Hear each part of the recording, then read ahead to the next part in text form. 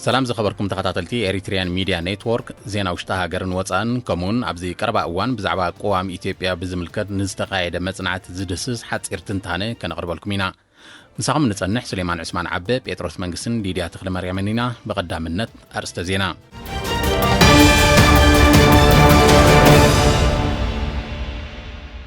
أب وسون كبابيتات سيميناوي مبرق زوا ماكل زترأي عسلام بطا نمقصار حيال سراحي كايدالو أبزو باقاش باركان أكايت محبرات كوماو جرادين ناي 10 معلت سلطانات وهيبون من محدارات ناي قل تكالات كومون محبرات مع كان مخطو كوفيد-19 نمسسان غنزبا وفياتات جيروم تقاومت ودبات بوليتيكا تግራይ وحس دحنتن سلامن اب تግራይን ركب تግራይ مس غراوابتان أبزبلو زعباتات نزلوم قوام وي مرغصي نهزبي غليصوم مسغاغر منግስቱ ሱዳን ስምምዕ ሰላም ምስተም ክልተ አንጻሩ ዝንቀሳቀሱ ዘለው ዕጡቅ ጉጅለታት ኣብ ርእሰ ከተማ ደቡብ ሱዳን ጁባ ጽባሕ ክፈራረም ምዃኑ ኣገልግሎት ዜና ሱዳን ሓቢሩ መንግስቲ ኢትዮጵያ ነቶም ተቐማጦ ግዛት ኣሜሪካ ሚነሶታ ዝኾኑ ጀዋር መሐመድን ሚሻ ቼሪን ካብ ማእሰርቲ ክለቆም ክልተ ኣባላት ቤት ምኽሪ ኣሜሪካ ንሚኒስትሪ ጉዳያት ወጻኢ ሃገሮም ብደብዳቤ ከም ዝሓተቱ ተቃሊሑ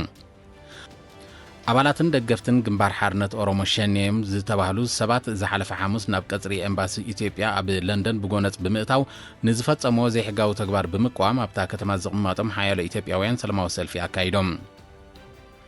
ኣብ ኢትዮጵያ ክልል ጋምቤላ ኣብ ልዕሊ ዋና ኣመሓዳርን ካልኦት ሰበስልጣንን እቲ ክልል ፈተነ ቅትለት ዘካየዱ 26 ጥርጥራት ኣብ ትሕቲ ቀይዲ ከም ዘእተወ ኮሚሽን ፖሊስ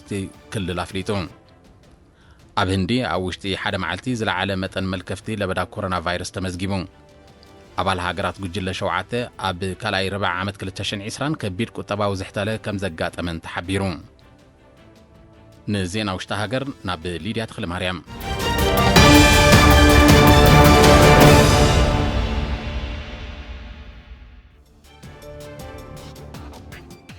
أب وسون كبابيتات سيميناوي مبرق زبا مأكل زترأي عسلان بطان مقطعار حيال سراحي كايدالو أب وسون كبابيتات سيميناوي مبرق زبا مأكل زترأي عسلان بطا أب زرعتن جرادينن قدعات كيورلن مقطعارو حيال سراحي كايدالو እቲ እስላም በጣም ድረበዳ ካብ ቀዳም 29 ነሐሰ ጀሚሩ ኣብ ዞባ ሰሜናዊ ቀይሕ ባሕሪ በዓርጎሎ ኣቢሉ ናብ ከባቢ ድርፎ ከም ዝሰገረ ኣቀዲሙ ምክትታልን ምድላዋትን ክግበር ብምጽንሑ ግን ኣብ ዝዓረፈሉ ቦታ መድሃኒት ብምንስናስ ንምቁጽጻሩ ኣድማዕ ስራሕ ከም ተዓመ ካብ ጨንፈር ሚኒስትሪ ሕርሻ ዞባ ማእከል አቶ አብርሃም ኢዮብ ገሊጾም ሚኒስትሪ ሕርሻ ኣቀዲሙ ብዝሃቦ ሓበሬታ መሰረት ነበርትን ሓረስቶትን ዕቱብ ምክትታል ክገብሩ ምጽንሖም ዝሓበረ ኣመሓዳሪ ከባቢ ድርፎ አቶ ዑመር ኢብራሂም ጀቢብ ድማ ኣብ ሃብቲ ገረብን ዝራእትን ዝጥቀስ ዕንወት ከይውረደ መድሃኒት ብምንስናስ ንምጥፍኡ ይስራሕ ከም ዘሎ ኣፍሊጦ ኣብቲ ዕማም ነበርቲ ናይተን ዝተራእየለን ዓድታት ብውህደት ይሳተፉ ከም ዘለው ተራ ኣባላት ሓይልታት ምክልኻልን ህዝባዊ ሰራዊትን ድማ ኣድማዕ ምዃኑ እቲ ዝረኸብናዮ ሓበሬታ የረድእ ካብ ጎረባብቲ ሃገራት ኢትዮጵያን የመንን ዝሰገረ ጻዕቂ ዘይብሉ ሓድሽተ እዮ ዕስለታት ሰጋማ አንበጣ ምድረ በዳ ኣብ ዝሓለፈ ቅንያት ብንኡስ ጉጅለታት ኣብ ውስን ከባቢታት ዞባ ሰሜናዊ ቀይሕ ባሕሪ ተራእዩ ምንባሩ ይዝከር ኣብ ዞባ ጋሽባርካ ንኣካይት ማሕበራት ኮማዊ ጀራዲን ናይ 10 መዓልቲ ስልጠና ተዋሂቡ ኣብ 4 ዞባታት ጋሽባርካ ስድራ ስዋኣትን ጽጉማትን ብጉጅለታት ተጠርኒፎም ኣብ ልምዓት ጀርዲን ብምውሳእ መነባብሮም ንምምሕያሽ ብዝተታሕዘ መደብ ንኣካይት ናይተን ጉጅለታት ስልጠና ተዋሂቡ እቲ ስልጠና ኣብ ምሕደራ ስራሕ ኣተሓሕዛ ንብረት ፊናንሳዊ ኣሰራርሓን ቴክኒክን ዘተኮረ ነይሩ እቲ ብመደብ መኸተ ልምዓት ምዕራባዊ ዞባ እናታ ኣለ ዝሰላሰል ዘሎ ናይ ልምዓት መደብ ከም መበገሲ ኣብ ዝተመርጻ ምሕደራት ከባቢ ፎሊና ቢምቢና ኣናጉሉን ተኾምብያን ፈሊሙ ከም ዘሎ ዝገለጸ ኣብ ወንበር ዞባዊት ኣላይት ኮሚቴ አቶ ፍራንኮ ኩባባ ኣብ ነፍሲ ወከፍ ከባቢ 20 ዜጋታት ተመሚዮም ኣብ ከባቢ ሩባጋሽ ዝርከብ 10 ሄክታር ብምልማዕ ከም ተበጋገሰ ብጠቕላላ ድማ ልዕሊ 80 ስድራ ስዋኣትን ጽጉማት ወገናትን ተጠቀምቲ ኮይኖም ምህላዎም ሓቢሮም ነቲ መደብ ንምጅማር መንግስቲ መበገሲ ባጀት ሰሊዑ ሞተረታት ማይን ምስኡ ዝኸይድ ናውትን ዓዲጉ ናብ ቦታ ስራሕ ከብጽሓሎም እንከሎ ኣብቲ ከባቢ ዝርከቡ ኣባላት ሓይልታት ምክልኻል ድማ መሬታ ምድላውን ዒላታት ኣምኹዓትን ጥራይ ከይተሓጽሩ ቀጻሊ ምክትታል ይገብሩሎም ከም ዘለው ክፍለጥ ተኻኢሉሎ سلطنتي أبزهاب ورئيتو أكل نايتي من نبابرهم نممحياش كجبر اللهم زتن حدا قف مخانو بمتكاس أبايتا خسر حلو مخانم أرقاقيتهم نتوم زيغاتات كجبر اللهم زتن حي مكتتالن متحقاقازن كتسال مخانو زرقاقته أوها هادي جنبار مختل معات معراباوي زوبا بريغادر جنرال سمعون عقبة دما السلطنة دحرز توسنة نيسراح تمكرو بمودابو أبزغط القسقاس مدبات لمعات دفاع تراكم زهلوه قليتهم من محدارات ناقل التكالات كمون محبرات مع كان مخاطة كوفيد-19 مسيسان جنزباوي وفياتات كيرام بمسرت طبطاب من السرطعنا أبنو زبا فورو من محدار كبابي قب واسنا شدش شحنافا من محدار كبابي روبيع حمش شحنافا من محدارات كبابي روبا حداس قدم لحزين محفيدن كمهلن نفس وكفن 4 شحنافا من محدار كبابي زولا 3 شحنافا من محدار كبابي أفتا دما 3 شحنافا أب حساب هاجراوي بانك أتاو جيرن بتمات سالي بحتاو كوبانيا سامر 5 شحنافا فونيت إلكترونيكس 3 شحنافا دا أورقص شحا إيامو تقماتو أسمرا 2 شحنافا محبر قدوس ميكيل عد رأس تقماتو أسمرا 2 شحنافا تكال تحاني تأخلي أبابا زرعي 1 شحن 500 نافا كمون محبر متحققاز قدوس جابرييل تولدتي درج انت تقماتو أسمرا محبر شام حل دوكان أرقاش حقوز محبر بقال مريم دقرا مريتو نبرت أسمرا محبر قدوس ميكيل تقماتو رقم حاره بيت حسبو إلسا تزاره زود بوتيكن محبر قدوس جابرييل على جزء عد حنس تقماتو أسمرا دما نفس وكفهم 1 شحن أفاوفيهم بخال وجن إيرتوان تقماتو سانتا روزا كاليفورنيا بمغنيات إسرا سنة مع السماعات أبزكايرو نايزخر مرب 5,913 دولار دبس نسدراس واتكو فيون كلو 15 زيغاتات دما 5,230 نمتوار سدراس سماعات كم زبركتو كابتو بوتا زبطحنا حبريتا أنتيروم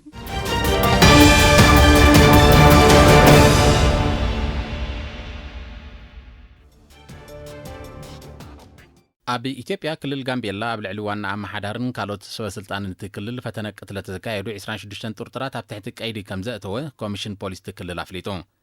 مغتل كوميشنر بوليس تكلل أتو توتكور أبي وان فتنة قتلت أتوم سوى سلطان أبتكلل وردا جور أخيبا يكايدو من بارم حبيرو نسو بدحر مغارجة فتنة قتلت إيدو توم أب أمريكا زمغماتهم تولدت تكلل مهلاوي قلت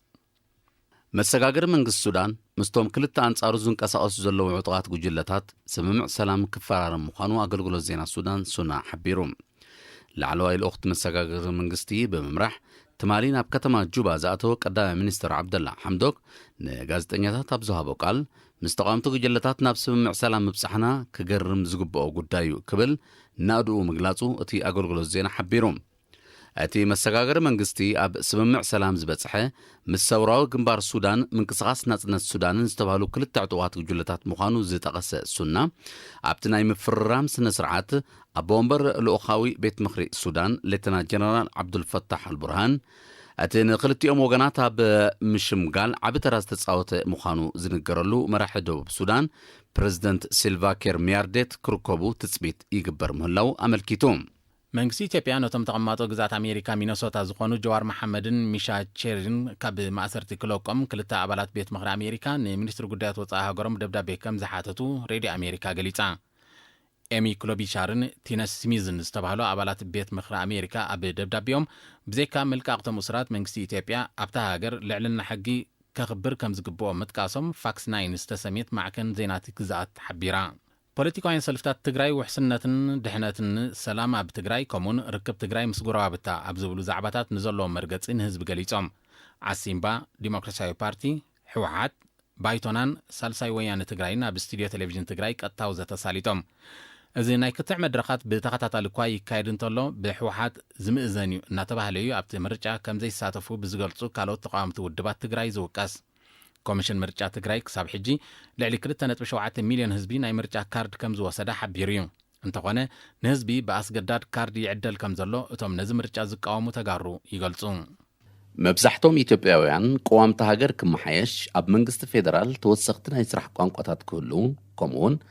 ኣብ ካልኦት ጉዳያት ዝሰማምዑ ኮይኖም ከም ዝተረኽቡ ሻምናይ ውፅኢት መጽናዕቲ ትካል ኣፍሮ ባሮሜትር ኣፍሊጡ መብዛሕቶም ዜጋታት ሃገር ዕድመ ስልጣን ናይቲ ቀዳማይ ሚኒስተር ኣብ ክልተ ናይ ምርጫ እዋን ክድረት ዘይሻራዊ ሕገ መንግስታዊ ቤት ፍርዲ ኣብቲ ሃገር ክቐውምን ኣብ ዝብሉ ሓሳባት ተመሳሳሊ መርገፂ ከም ዘለዎም እቲ ትካል ሓቢሩ መብዛሕቶም ተሳተፍቲ መጽናዕቲ ምስ ራዝቲ ኣብ ቋሚ ኢትዮጵያ ዝሰፈረ መሰል ርእሰ ውሳነ ዝብል ዓንቀጽ 39 ኣብ ማእከል ሃገራዊ ባንዴራ ኢትዮጵያ ዘሎ ኣርማን ከምኡውን ከተማ ኣዲስ አበባ ኣባል ቤት ምክሪ ፌደሬሽን ትኹን ዝብሉ ሓሳባት ከም ዘይሰማምዑሉ ገሊጾም እቲ መጽናዕቲ ንኹሎም ክልላትን ምምሕዳራትን ከተማታትን ኢትዮጵያ ዝሓቆፈ ብሳይንሳዊ ኣገባብ ዝተመርሐን ንኹሎም ብሄራት ሃገር ዘሳተፈን ምዃኑ ትካል ኣፍሮ ባሮሜትር ኣፍሊጡ እቲ ትካል ኣብ ሃገራት ኣፍሪቃ ጥራይ ኣተኪሩ ጸጋዕ ዘይሓዘ መጽናዕቲ የካይድ ምህላው ይግለጽ ብዛዕባ ዜና እዚ ጴጥሮስ መንግስት ተወሳኺ ሓበሬታ ክህልዎ እዩ أو سليمان كم زبالكايو كم تياب زينا تقالت تي أفرو باروميتر بحال تكال بزح حاجرات بزح مصنعاتي كم زكايده يحبريو بزح تقبلنت زلو تكال مقانون يقلصي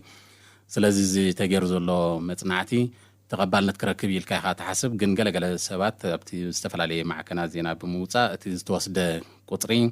ኣዝዩ ውሕድ እዩ ምክንያቱ 2400 ሰባት ብምሕታት እዮም ነዚ መጽናዕቲ እዚ ከም ዝገበርዎ ዝግለጽ ዘሎ ስለዚ ውሕድ ስለዝኾነ ኣይውክልኒ ዝብል ተቃውሞ ዘለዎም ሰባት ኣለው ግን ኣብቲ ሳይንሳዊ መንገዲ ሰሙን መግለጽ ዝህብሉ ስለዘሎ ገሊኦም ድግፎም ገሊኦም ኣይድግፎን እዮም መብዛሕትኦም ክደጊፎምን ተቃይሞምን ክዛረብሉ ዝወዓሉ ነገራት ግን ኣብቲ ዝመጸ መልሲ ወይ ውጽኢት ማለት እዩ ስለዚ ብዛዕባ ቋም ናይ ኢትዮጵያ ክንዛረብ እንተዳ ኮይና ኢትዮጵያ እዚ ሕጂ ዘለዋ ቋም ራብዓይ ቋም እዩ ምክንያቱ ኣብ ታሪኻ ካብ 1904 ጀሚራ በብእዋኑ ቋም እናቀየረት እዚ ሒዛቶ ደላ ሕጂ ራብዓይ ቋሚ ምናልባት ቅድሚ ኣርባዓታት ከምዚ ኣብ ካልኦት ሃገራት እንደሎ እዚ ፍትሃ ነገስት ገለ ዝበሃል ኣሎ ምስ ሃይማኖት ዝያዳ ምትእሳር ደለዎ ሓደ እውን ሕግታት ኒርዩት መንግስቲ ከመይ ኣብ ምምሕዳር ከመይ ይኸይድ ገለ ዝብል ግን ከም ቋም ክውሰድ ዝኽእል ኣይኮነን እዚ ናብ ኢትዮጵያ ተገይሩ ዘሎ ቋም እቲ ብጽሑፍ ዝሰፈረ ቋም ግን እዚ ናይ ሕጂ ዘሎ ቋም ራብዓይ ቋም እዩ እዚ ቋም እዚ ከምቲ ናይ ዝሓለፈ እዋን ቋም ብሃይለ ስላሴ ዝወፅእ ዝነበረ ብግዜ ደርግ ዝወፅእ ቋም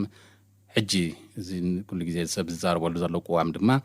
ብኢሃደግ ዝወፅእ ቋም እዩ ኢሃደግ ድማ ብቐንዱ ብሕወሓት ዝምእዘን ዝነበረ መንግስቲ ስለ ዝኾነ ናይ ሕወሓት ወይ ናይ ወያነ ቋም እዩ እናበሉ ዝቃወሙ ኢትዮጵያውያን ብዙሓት እዮም ነዚ ግምት ዘእተወ ይመስል ካቲ መጽናዕቲ ከመይ ዘሎ ህዝቢ ከመይ ይቕበሎ ዝብል ሕቶ ኣላዓዒሉ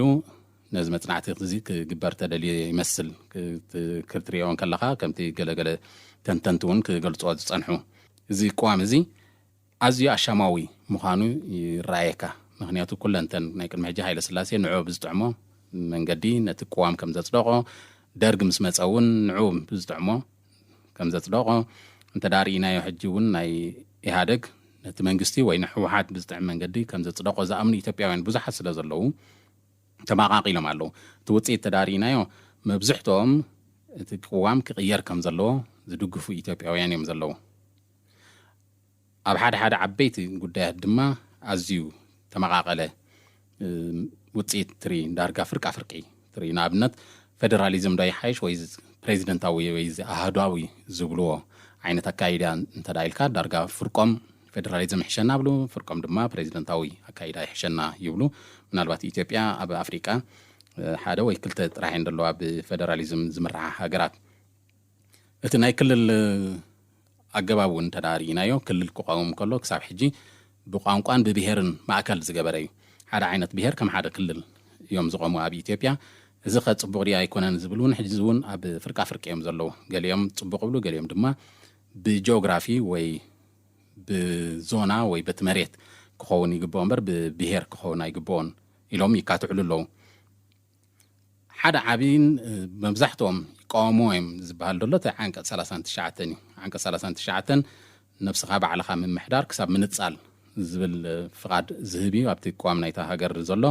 እዚ ማለት እንታይ እዩ ሓንቲ ክልል ንኣብነት ክልል ትግራይ ክትኮን ትኽእል ወይ ክልል ኣምሓራ ክኸውን ይኽእል እዚ ክልል እዚ ኣይማእማኣንን እዚ ፌደራሊዝም ኣይማእማኣንን ኢሉ እንተዳ ወሲኑ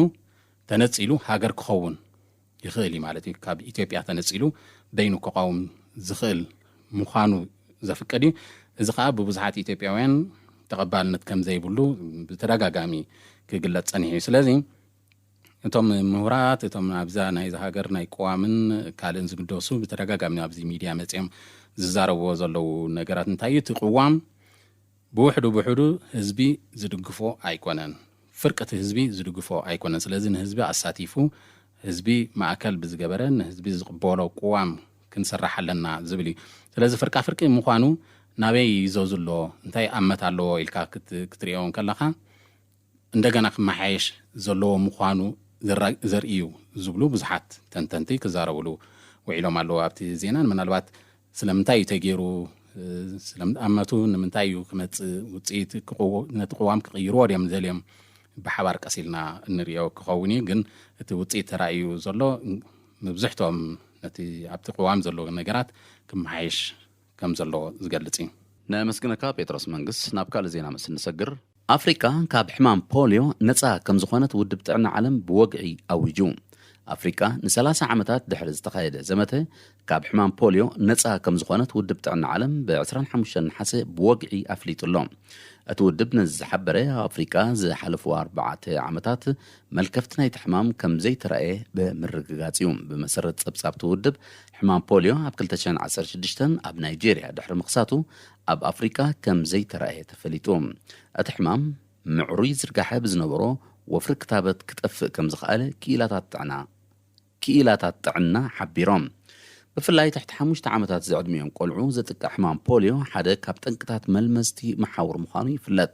ኣፍጋኒስታንን ፓኪስታንን ኣብዚ እዋን እዚ እቲ ሕማም ካብ ዝረኣየለን ገለ ሃገራት ዓለም ምዃንን ይጥቀስ ኣባላትን ደገፍትን ግንባር ሓርነት ኦሮሞ ሸኔ እዮም ዝተባህሉ ሰባት ዝሓለፈ ሐሙስ ናብ ቀጽሪ ኤምባሲ ኢትዮጵያ ኣብ ለንደን ብጎነጽ ብምእታው ንዝፈጸሞ ዘይሕጋዊ ተግባር ብምቋም ኣብታ ከተማ ዝምቕማጦም ሓያሎ ኢትዮጵያውያን ብ30 ነሓሰ ሰላማዊ ሰልፊ ኣካይዶም ሓደ ካብቶም ኣዋሃት ሰልፊ ዝኾነ ኢትዮጵያዊ ንሬድዮ ኣሜሪካ ብዝሃቦ ቃል ኣባላትን ደገፍትን ግንባር ነቶም ኣብ ከባቢቲ ኤምባሲ ኣብ ሓለዋ ዝነበሩ ኣባላት ፖሊስ ከተማ ለንደን ጥሒሶም ናብቲ ቀጽሪ ብምእታው ንባንዴራ ሃገርና ድሕሪ ምውራዶም ኣብ ክንድኡን ኣስታት 5 ሰዓታት ኣርማት ግንባር ብምንብልባሎም ነዚን ኢትዮጵያ ህዝባን ዘዋረደ ኣነዋሪ ተግባራቶም ንምኹናን ኢና ናብ ዝመጺና ዘለና ክብል ገሊጾም ንሱ ኣተሓሒዙ እቶም ፋሉላት ክብል ዝገለጾም ሰባት ምስቶም ኣብቲ ከባቢ ኣብ ሓለዋ ዝነበሩ ኣስታት 35 ኣባላት ፖሊስ ከተማ ለንደን ግጭት ብምፍጣር ኣብ ልዕሊኦም ናይ ኣካል ጉድኣት ብምውራዶም ንሓደ ኢትዮጵያዊ ዲፕሎማሰኛ ብምራሞምን ናብ ሕጊ ክቐርቡ ምዃኖም ብምግላጽ ዛጊት ካብ መንጎኦም እቶም 12 ኣብ ትሕቲ ቁጽጽር ፖሊስ ከተማ ምውዓሎም ሓቢሩ ብዛዕባ እዚ ጉዳይ መንግስቲ እንግሊዝ ንመንግስቲ ኢትዮጵያ ይቕሬታ ምሕታቱ ይዝከር ኣባል ሃገራት ጉጅለ 7 ኣብ ካልኣይ ረብዓ ዓመት 2020 ከቢድ ቁጠባዊ ዝሕታለ ከም ዘጋጠመን ተሓቢሩ ብጉጅለ 7 ዝጽዋዕ ብቁጠባ ዝበልጸጋ ሃገራት ዓለም ብለበዳ ኮሮና ቫይረስ ንምቁጽጻር ዝተወስደ ተረርቲ ስጉምትታት ዝጠንቁ ኣብ ካልኣይ ረብዓ ዓመት ናይ 2020 ኣብ ታሪኽን ሪኦኖ ዘይፈልጣ ቁጠባዊ ዝሕታለ ከም ዘጋጠመን ጸብጻባት ሓቢሮም ቁጠባ ኣሜሪካ ብ31.7 ሚታዊት ምንቁልቋሉ ዝጠቐስቶም ጸብጻባት ቁጠባ ብሪጣንያ ድማ ድሕሪ ኣብ 1955 ዘጋጠመ ቁጠባዊ ዝሕታለ እቲ ዝኸፍአ ምዃኑ ኣረድዮም ብተመሳሳሊ ኣብ ቀዳማይ ረብዒ ናይ 2020 ናይ 5.9 ሚታዊት ምንቁልቋል መዝጊቡ ዝነበረ ቁጠባ ፈረንሳ ኣብ ካልኣይ ረብዓ ዓመት ብ13.8 ሚታዊት ከም ዘንቆልቆለ ተገሊጹ ቁጠባ ኢጣልያ ድማ ምስ ቀዳማይ ረብዓ ዓመት ክነጻጸር እንከሎ ኣብ ካልኣይ ረብዓ ዓመት ብ12.5 ሚታዊት ከም ዘንቆልቆለ ዝሓበሩ ጸብጻባት ድሕሪ 1995 እቲ ዝኸፍአ ምዃኑ ፍሊጦም ኣብ ቀዳማይ ረብዒ ብ2.1 ሚታዊት ምንቁልቋሉ ተሓቢሩ ዝነበረ ቁጠባ ካናዳ ኣብ ካልኣይ ረብዓ ዓመት ናይ 11.5 ሚታዊት ምንቁልቋል ከም ዘመዝገበ እዚ ድማ ድሕሪ 1961 እቲ ዝኸፍአ ምዃኑ ተሓቢሩ ቁጠባ ጀርመን ድማ ኣብ ካልኣይ ረብዒ ብ9.7 ሚታዊት ብምንቁልቋሉ ድሕሪ 1970 እቲ ዝኸፍአ ኮይኑ ተመዝጊቡሎ ጃፓን ብወገና ኣብ ካልኣይ ረብዓ ዓመት 2020 ናይ 7.8 ሚታዊት ቁጠባዊ ምንቁልቋላ መዝጊባ ትርከብ እተን ለበዳ ኮሮና ቫይረስ ንምቁጽጻር ቁልጡፍ ስጉምቲ ዝወሰዳ ሃገራት ኣብ ቁጠባን ዝተሓተ ሃስያ ከም ዝወረደ ንኢጣልያ ከም ኣብነት ብምጥቃስ ዝገለጹ ተንተንቲ ቁጠባ እተን ዝተዳናጎያ ከም ብሪጣንያ ዝኣመሰለ ሃገራት ግን ቁጠባን ኣዝዩ ከም ዝተሃስየ ገሊጾም ኣብ ህንዲ ኣብ ውሽጢ ሓደ መዓልቲ ዝለዓለ መጠን መልከፍቲ ኮሮና ቫይረስ ተመዝጊቦም ኣብ ህንዲ ለበዳ ኮሮና ቫይረስ ካብ ዝኽሰት ኣብ ውሽጢ ዝሓለፈ 24 ሰዓታት ዝለዓለ መጠን መልከፍቲ ኮሮና ቫይረስ ከም ተመዝገበ ጸብጻባት ጥዕና ሓቢሮም ኣብታ ሃገር ኣስታት 79,000 ሰባት በትለመዳ ከም እተለኽፉ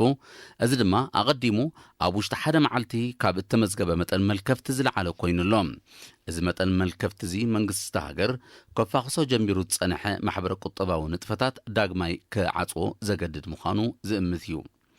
ኣብታ ሃገር ጠቕላላ መጠን መልከፍቲ ልዕሊ 3.6 ሚልዮን ከም ዝበጽሐ ዝሕብሩ ጸብጻባት ብመጠን መልከፍቲ ንኣሜሪካን ብራዚልን ተኸቲላ ሳልሳይ ደረጃ ከም ዝሓዘት ኣረዲኦም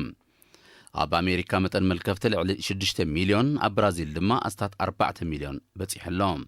ብደረጃ ዓለም ጠቕላላ ቁጥሪ መልከፍቲ ኮሮና ቫይረስ ኣስታት 25.4 ሚልዮን መጠን ሞት ከዓ ልዕሊ 850,000 ከም ዝበጽሐ ጸብጻባት የነጽሩ